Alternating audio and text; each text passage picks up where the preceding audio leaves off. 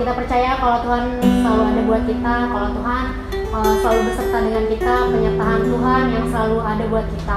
Kita mau datang bersyukur dan memuji Tuhan. Mari kita mau menyembah Tuhan, kita memberikan persembahan yang terbaik yang berkenan di hadapan Tuhan. Mari kita bersama-sama mau berdoa terlebih dahulu. Tuhan Yesus, terima kasih atas berkat-Mu Bapa.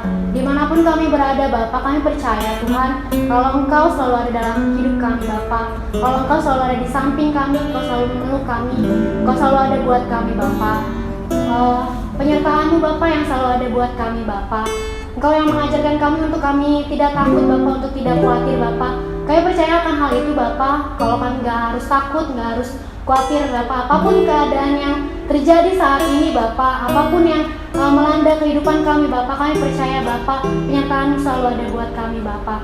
Kami memulai ibadah ini Bapa, dimanapun kami berada Bapa, Kau yang menyertai kami Bapa, isi hati kami Bapa dengan firman-Mu Bapa, dengan kehadiran-Mu Bapa, kasih setia-Mu Bapa yang selalu ada buat kami Bapa. Terima kasih Tuhan, terima kasih Bapa.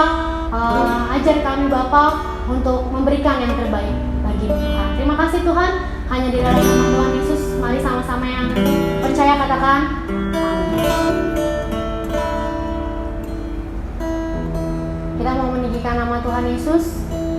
Mari teman-teman, kita mau siap-siapkan hati kita.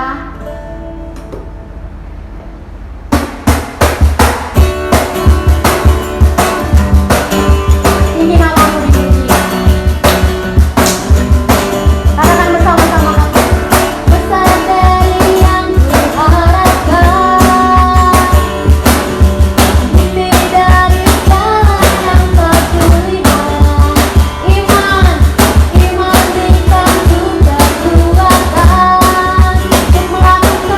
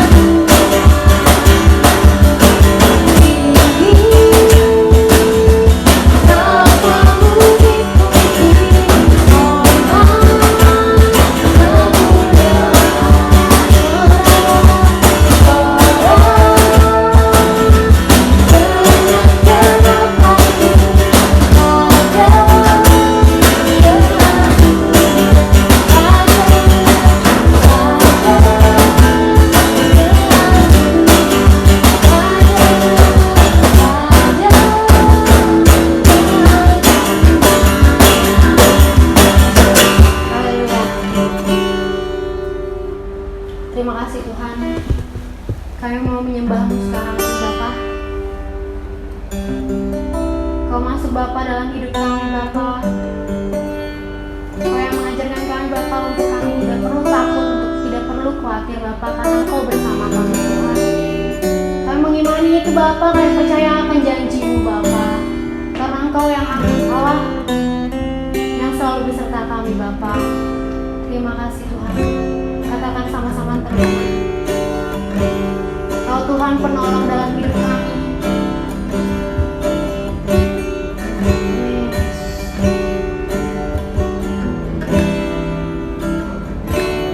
Kau Tuhan penolong dalam hidupku. Ku percaya hanya kepadamu. Kau pegang tanganku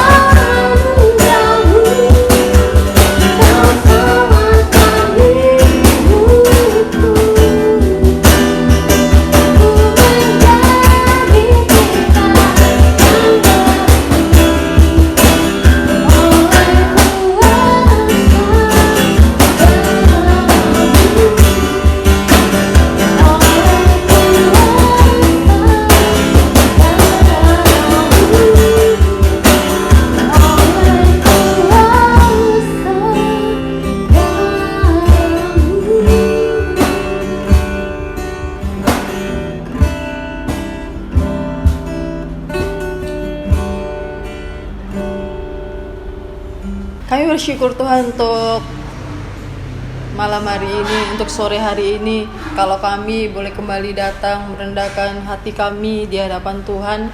Sore hari ini Tuhan, kami mau siapkan hati kami untuk kami boleh dengar-dengaran akan kebenaran firman Tuhan. Karena kami yakin dan percaya Tuhan bahwa firman-Mu iya dan amin, bahwa firman Tuhan mengandung setiap janji-janji Tuhan.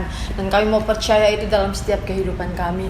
Berfirmanlah Tuhan, ini waktu-Mu. Di dalam nama Tuhan Yesus kami mengucap syukur, haleluya. Amin.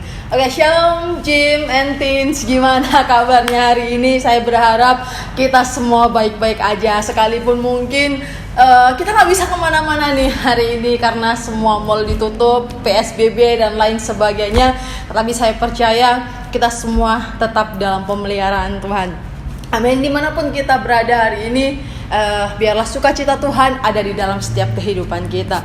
Teman-teman, kalau hari ini kita melihat keadaan ya nggak jauh-jauh dari COVID gitu kan, virus yang kecil yang tidak terlihat gitu kan, yang kasat mata, tetapi membuat orang mengalami yang namanya kekhawatiran, membuat orang mengalami yang namanya ketakutan, takut tertular dan lain sebagainya seperti itu. Nah, dan kita tahu bahwa kejadian hari ini sangat berdampak bagi banyak hal, bagi perekonomian dan banyak hal lainnya seperti itu.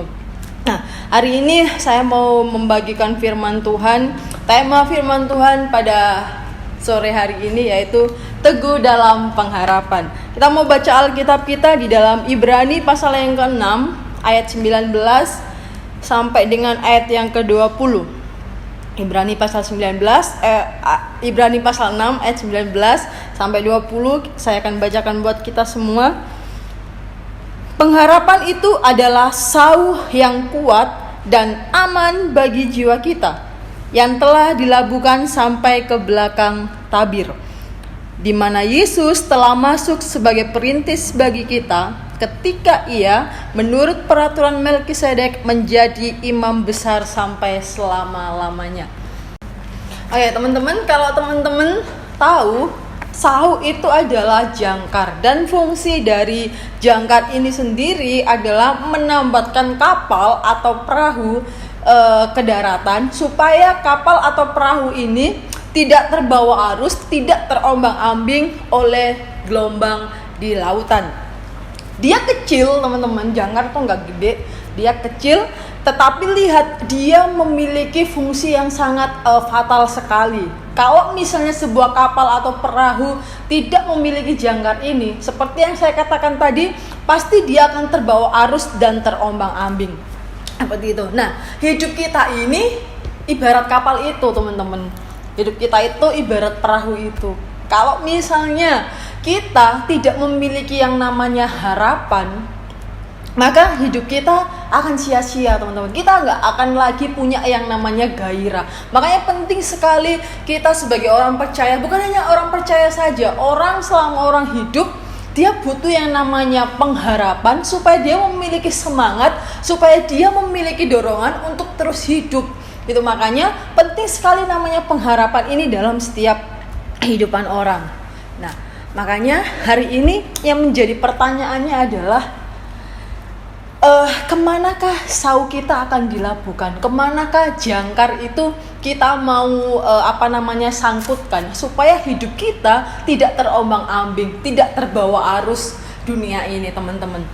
Nah, di sini ada beberapa pilihan yang saya ambil. Kemana kita akan melabuhkan jangkar kita? Daratan yang seperti apa yang mau kita ambil? Yang pertama, daratan yang pertama berbicara tentang kekayaan, tentang harta kita. Mungkin hari ini yang masih remaja, yang masih pemuda, yang masih nebeng sama orang tua, mungkin kita berharap sama ya harta kekayaan orang tua kita. Mungkin yang sudah bekerja, dia punya penghasilan sendiri, nggak apa-apa seperti itu. Tapi kita yang masih sekolah masih mengharapkan tentunya harta dari orang tua kita, uang jajan dari orang tua kita seperti itu. Dan daratan yang kedua adalah jabatan. Mungkin teman-temannya sudah bekerja, punya jabatan yang bagus di kantornya.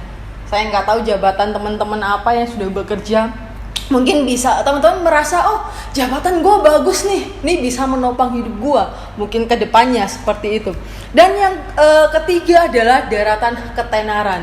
Ya, kalau kita melihat sekarang banyak sekali orang berlomba-lomba menjadi YouTuber, gitu kan, pengen terkenal di Instagram dan lain sebagainya, pengen jadi YouTuber, pokoknya berame-rame, berbondong-bondong. Mungkin mereka berpikir, oh kalau aku terkenal, aku banyak followers, aku banyak subscriber gitu kan, oh aku punya pendapatan, mungkin seperti oh aku bisa dikenal orang dan lain sebagainya.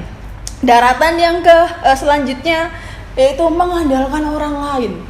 Seperti yang saya katakan tadi, mungkin kita masih punya orang tua, kita mengandalkan orang tua kita. Oh kita mungkin punya bos di kantor yang bisa kita andalkan. Oh mungkin kita punya teman-teman, kita punya sahabat yang selalu menopang kita, yang akhirnya kita mengandalkan orang itu. Atau mungkin orang yang lebih kuat daripada kita, makanya kita mengandalkan mereka. Dan yang terakhir adalah mengandalkan diri kita sendiri. Ada begitu banyak pilihan kemana kita mau mendaratkan jangkar kita.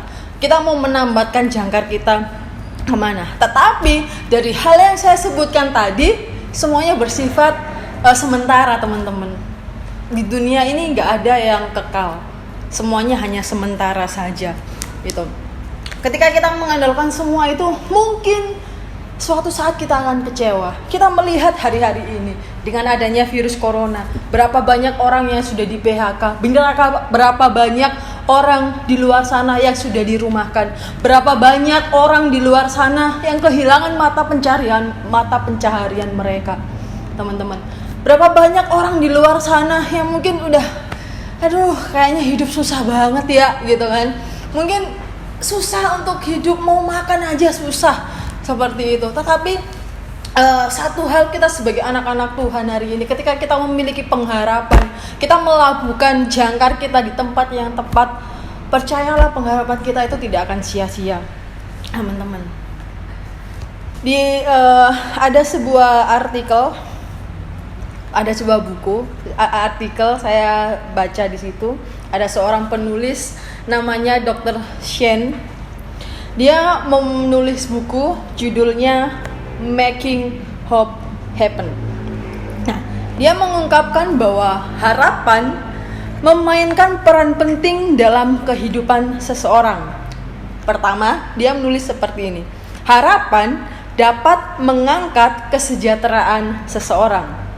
Jadi menurut Dr. Shen ini, harapan memiliki korelasi yang kuat dengan kesejahteraan. Seperti itu, ketika seseorang memiliki harapan, maka harapan inilah yang akan menggerakkan seseorang ini untuk dia mengejar mimpinya, untuk dia mengejar target hidupnya, untuk dia mengejar cita-citanya, sehingga perlahan setahap demi setahap ada peningkatan di dalam kehidupannya. Saya percaya teman-teman sekolah pun pasti punya kedepannya, punya cita-cita. Kedepannya juga pengen ada sesuatu yang diraih. Mungkin 10 tahun lagi, 5 tahun lagi aku pengen jadi direktur mungkin dan lain sebagainya, jadi manajer mungkin, saya nggak tahu. Tetapi ketika kita memiliki pengharapan, jadi pengharapan inilah yang akan menjadi mood buster, yang akan mendorong kita untuk semangat menjalani kehidupan kita. Tetapi berbeda dengan orang yang tidak memiliki harapan, teman-teman. Yang dipikirkan hanya mengeluh dan mengeluh sampai akhirnya dia putus asa. Harapan terakhir dia pengen mati. Mungkin seperti itu. Dan yang kedua yang ditulis oleh Dr. Shen ini adalah harapan membuat kita menikmati kesehatan yang baik. Jadi orang-orang yang memiliki harapan akan berusaha tetap berpikir positif, gitu kan. Orang yang berpikir positif tentunya akan berpengaruh juga dengan cara hidupnya, gitu kan. Pikirannya positif, tentu dia akan menikmati kehidupannya, dia tidak mudah khawatir dan lain sebagainya. Jadi cara hidupnya pun juga akan mengikuti, dia akan memiliki hidup yang sehat. Dan yang ketiga, harapan dapat membuat hidup lebih panjang. Luar biasa sekali di sini yang ditulis oleh Dr. Shen ini. Jadi Dr. Shen ini menjelaskan bahwa orang-orang yang merasa tidak punya harapan, dia memiliki resiko mengakhiri hidupnya. Mereka yang tidak punya harapan memiliki resiko akan lebih cepat mati seperti itu. Dan kalau orang-orang yang memiliki harapan akan masa depan mereka, jadi harapan ini yang akan membuat orang lebih bersemangat menjalani hidup meskipun kondisi kesehatannya pun dalam keadaan sakit, gitu kan. Sekalipun mungkin hari ini keadaan kita tidak mendukunglah, keadaan ya susah, di mana-mana susah, bukan hanya kita saja, di luar sana masih banyak orang yang susah. Kalau hari ini kita masih bisa bekerja, teman-teman masih bisa bekerja, teman-teman masih bisa makan, teman-teman masih bisa menikmati kehidupan yang enak, kita mau bersyukur. Teman-teman, di luar sana masih banyak orang-orang yang membutuhkan uluran tangan, yang mungkin mereka sudah hopeless karena menghadapi kehidupan seperti ini. Makanya kita bersyukur sebagai anak-anak Tuhan hari-hari ini kita memiliki pengharapan yang teguh di dalam Tuhan, seperti itu. Terus saya mau berbagikan beberapa poin. Harapan adalah hal yang sangat penting dalam hidup kita. Yang pertama, tanpa harapan tak seorang pun akan bertahan menghadapi berbagai tekanan dan keadaan dalam dunia ini. Seperti yang saya katakan tadi, kemarin kalau teman-teman baca berita bagaimana negara kita sudah mulai kekurangan dana untuk biaya kesehatan, seperti itu. Makanya ayo kita mempunyai hati, teman-teman, untuk kita berdoa bagi bangsa kita. Dimanapun kita berada, kita mau berdoa bagi bangsa kita. Kita memiliki harapan ke depannya bahwa virus ini akan berlalu, semuanya akan berlalu. Bangsa kita boleh dipulihkan, semuanya boleh kembali normal, teman-teman. Kita mau berdoa, kita bersatu hati supaya harapan kita bisa tercapai. Dan yang kedua, sebagai orang percaya, harapan kita ada di dalam Tuhan Yesus Kristus. Firman Tuhan berkata bahwa harapan dan iman yang telah kita taruh di dalamnya tidak akan sia-sia. Yesus sudah mati bagi kita. Ada jaminan bagi setiap kita orang-orang percaya. Karena janji Tuhan iya dan amin. Dia sudah mati dan bangkit. Sebab dia hidup, ada hari esok. Harapan kita tidak akan sia-sia di dalam Tuhan. Karena di dalam Tuhan ada jaminan kepastian bagi setiap kita. Di dalam Tuhan kita akan mengalami yang namanya keamanan dan perlindungan. Kita akan mengalami pemeliharaan Tuhan bagi setiap kita. Kalau hari ini kita boleh ada, itu semua karena pemeliharaan Tuhan bagi setiap kita. Hari ini apabila kita semua diizinkan mengalami situasi yang begitu sulit, saya nggak tahu, mungkin teman-teman ada yang mengalami di PHK atau dirumahkan, mungkin sulit lah bagi kalian, gitu kan. Bagi kita semua juga sulit. Tetapi biarlah melalui tantangan ini, biarlah melalui setiap permasalahan yang Tuhan izinkan di dalam setiap kehidupan kita, membuat kita semakin tahu, membuat kita semakin mengerti kemana kita harus melabuhkan jangkar kita, gitu kan. Kemana kita harus menambatkan jangkar kita. Apakah pada hal-hal yang sementara saja atau kepada satu pribadi yang sudah mati buat kita, yaitu Yesus Kristus. Makanya ayo kita mau serahkan hidup kita. Kita mau serahkan, biarlah Tuhan yang mengontrol setiap kehidupan kita. Karena kita tahu bahwa rancangan Tuhan itu bagi setiap kita adalah rancangan yang baik. Rancangan Tuhan berbeda dengan rancangan kita. Jalan yang Tuhan sediakan berbeda dengan jalan kita. Tetapi percayalah bahwa rancangan dan jalan Tuhan itu selalu yang terbaik dalam setiap kehidupan kita. Di dalam Ibrani pasal 7 ayat yang ke-22, di situ dikatakan seperti ini. Demikian pula Yesus adalah jaminan dari suatu perjanjian yang lebih kuat.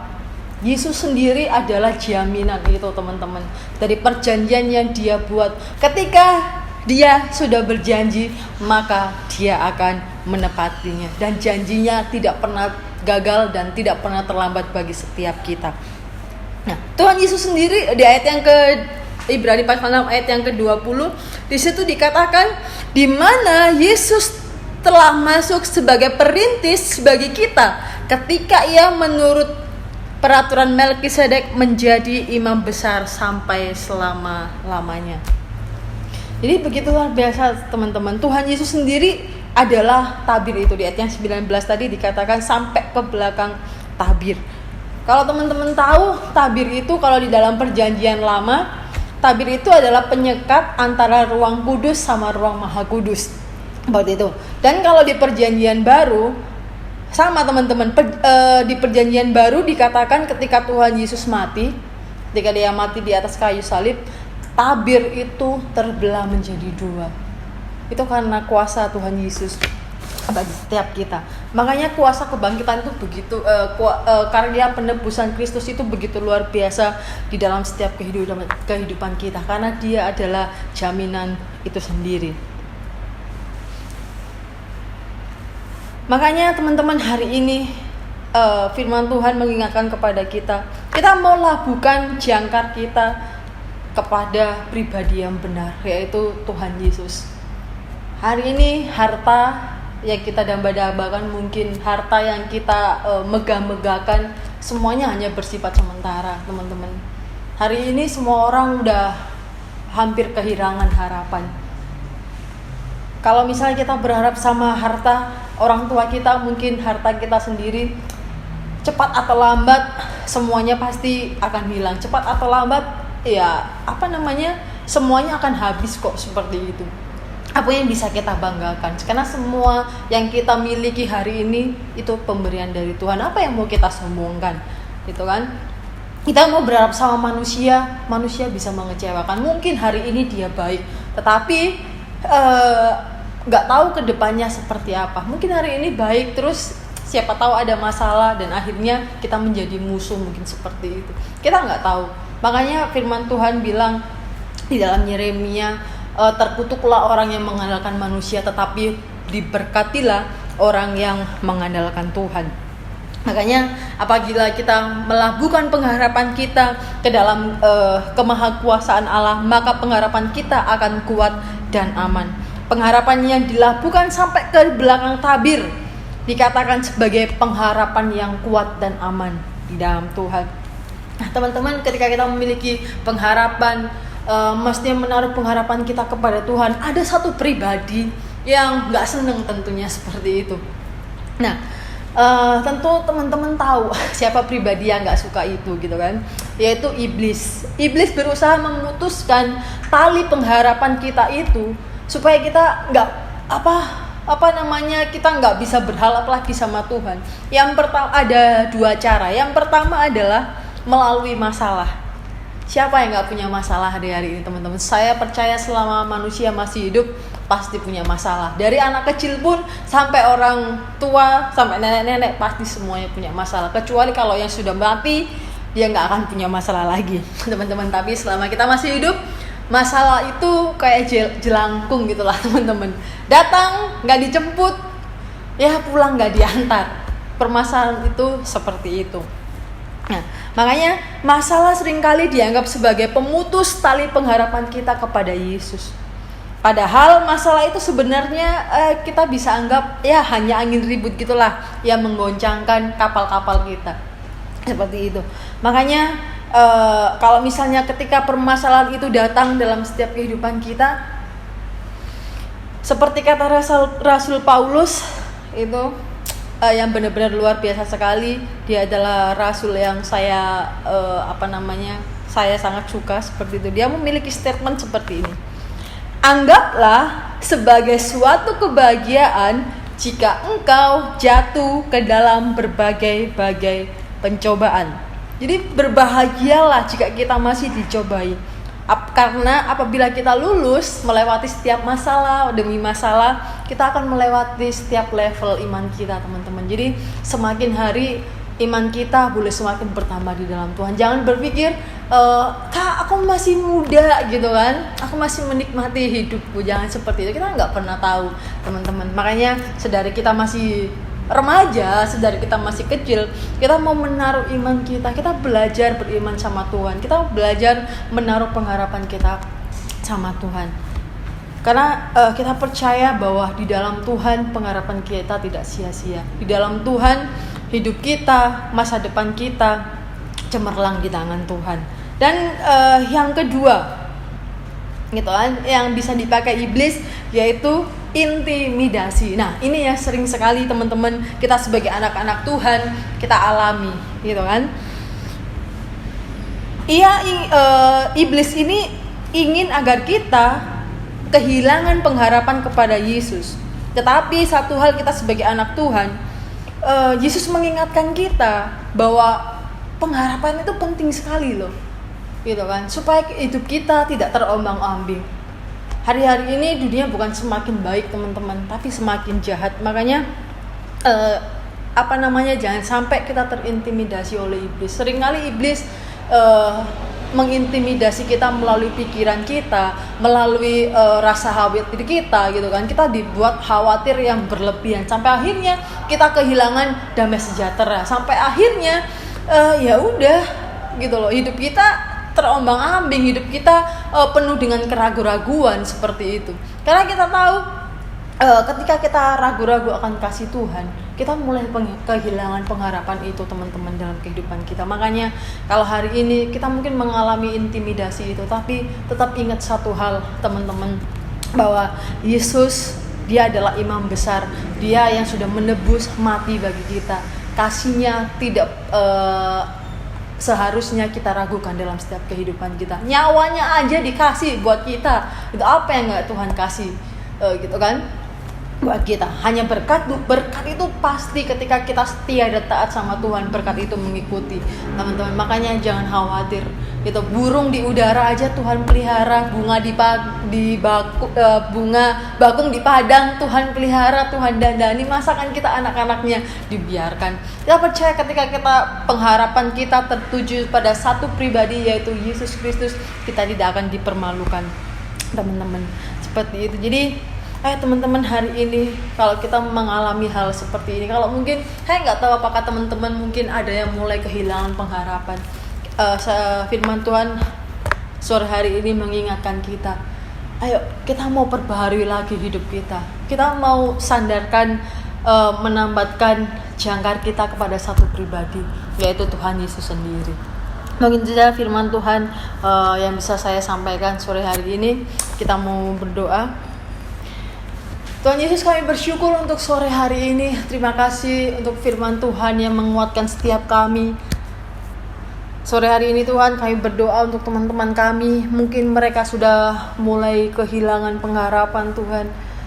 Ingatkan mereka Tuhan bahwa Tuhan begitu mengasihi mereka. Kalau Tuhan boleh rela mati, memberikan nyawanya untuk mereka, kami percaya Tuhan mereka berharga di mata Tuhan. Kalau hari ini Tuhan, ada anak-anak Tuhan, teman-teman kami yang mungkin mulai meragukan kasih Tuhan dalam setiap kehidupan mereka, karena setiap permasalahan yang datang kepada mereka, biarlah Tuhan sentuh hati mereka. Ingatkan mereka Tuhan, Tuhan begitu mengasihi mereka. Ingatkan mereka untuk mereka senantiasa menaruh pengharapan mereka dalam tangan Tuhan. Terima kasih Bapa. Jadikan kami Tuhan, anak-anaknya senantiasa menaruh pengharapan kepada Tuhan. Jadikan kami menjadi anak-anak yang kuat. Jadikan kami menjadi anak-anak yang iman kami terus semakin naik, bukan turun Tuhan. Terima kasih Bapa. Terima kasih Tuhan buat firman-Mu. Biarlah firman ini boleh mengubah setiap hidup kami, boleh merubah setiap cara pandang kami, cara pikir kami Tuhan. Biarlah kami boleh menaruh pengharapan kami di dalam Kristus saja. Karena kami percaya kalau Tuhan sudah mati dan hidup, maka kami percaya ada harapan yang gilang gemilang di dalam Tuhan. Terima kasih Bapa. Di dalam nama Tuhan Yesus kami mengucap syukur. Haleluya. Amin. Saya undang teman-teman WL Musik untuk maju ke depan. Kita mau menyanyikan angkat satu pujian, Harapanku.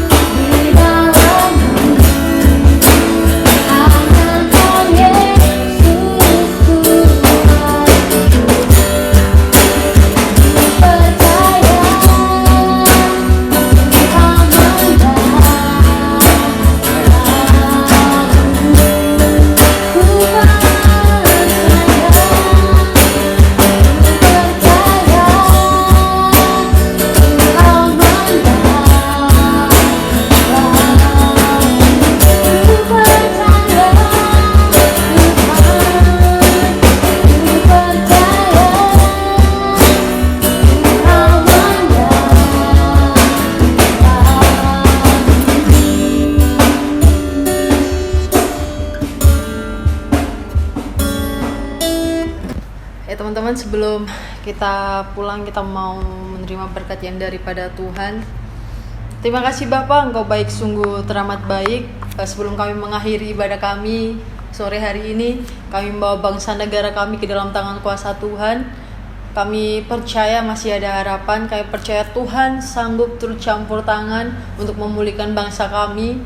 Kalau virus corona ini Tuhan sudah mengubah segala sesuatu, Tuhan mempengaruhi ekonomi dan lain sebagainya, tapi kami percaya masih ada Tuhan, tangan Tuhan sanggup memulihkan bangsa kami. Terlebih kami berdoa untuk pemimpin kami, presiden kami, berikan hikmat daripada Tuhan untuk memimpin bangsa ini Tuhan. Terima kasih Bapak. Sore hari ini kami juga berdoa itu Ibu Gembala kami, biarlah Tuhan boleh memberkati kesehatannya, masa tuanya, keluarganya, Tuhan boleh memberkati. Terlebih Tuhan, kami juga berdoa untuk setiap jemaat-jemaat Tuhan ke dalam tangan kuasa Tuhan. Biarlah Tuhan pengharapan terus senantiasa ada dalam setiap kehidupan mereka. Berkati kesehatan mereka, berkati pekerjaan mereka. Kami percaya Tuhan tidak akan mempermalukan mereka. Terima kasih Bapak. Sebelum kami pulang, kami mau terima berkat yang daripada Tuhan. Teman-teman, terimalah berkat dari Allah Bapa, Putra, dan Roh Kudus, berkat damai sejahtera, sukacita yang datangnya dari Allah Bapa. Terima kasih Tuhan, di dalam nama Tuhan Yesus. Haleluya. Amin.